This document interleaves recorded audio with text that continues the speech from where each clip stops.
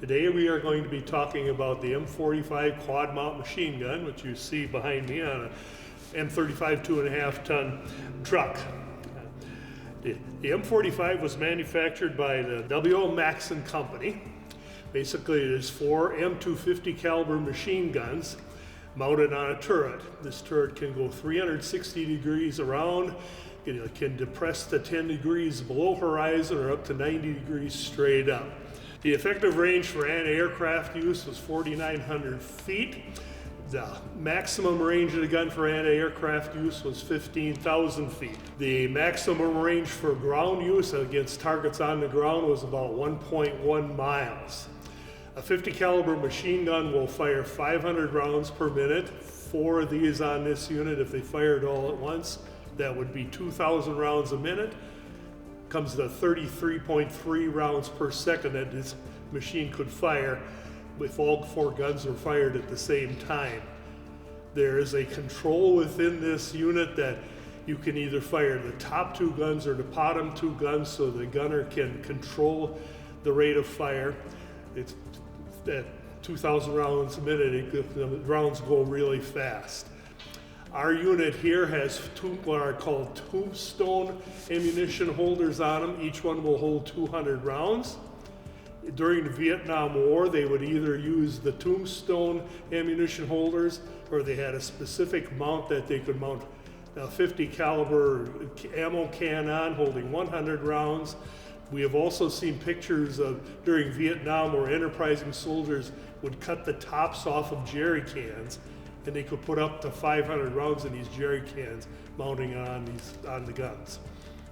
Crew consisted of 3, a gunner, which was inside the unit controlling the spin and the shooting, and 2 ammunition loaders, 1 for each side. During World War II, this unit had nicknames. It was called either the meat chopper or the kraut cutter. It basically was very good in anti-personnel work.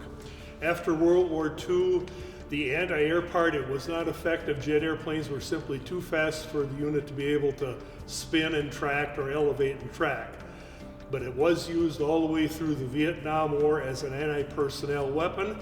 They would be used either for base defense, or in a case as we have here, we have this set up on a 2.5 ton, so it would be a convoy escort vehicle. The unit is electrically powered. During World War II, they had 2 6-volt batteries connected in the back of it.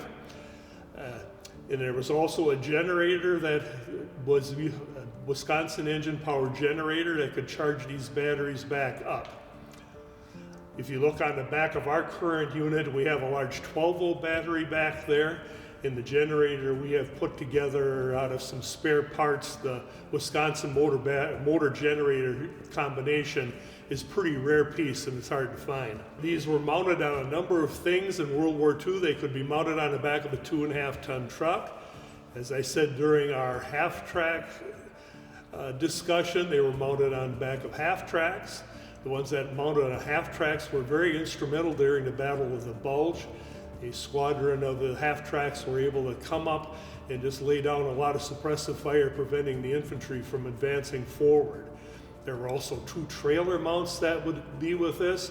One was a 2-wheel trailer, which this particular unit, we still have the wheels and the drawbar tongue for. They are currently in storage.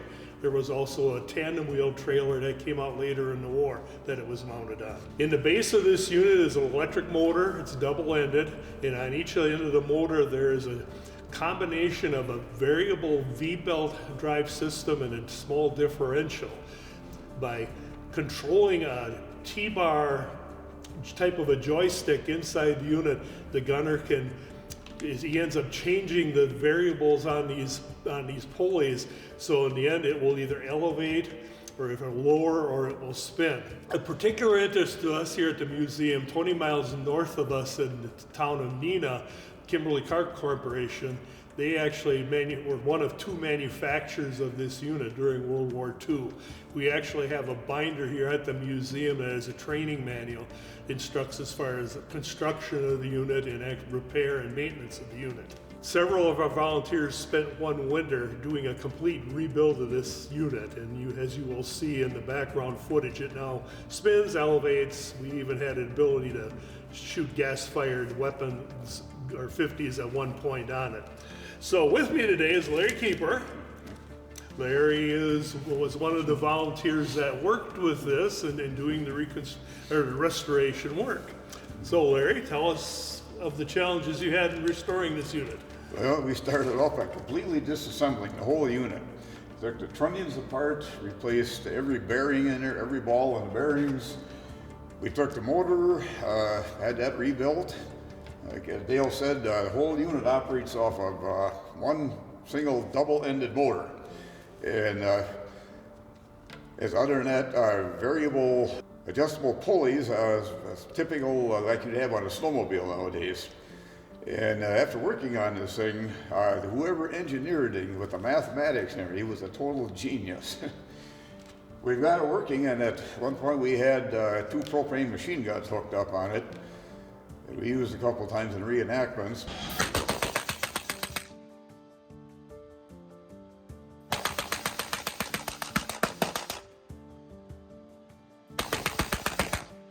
But this thing was amazing with all the micro switches and limit switches on it.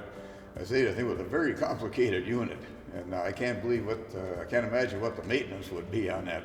If you want to learn more about our museum or some of the artifacts that we have on, please visit our website, mvmec.org, or go to our Facebook page, facebook.com/mvmec. If you're in the area, please stop by and see our collection.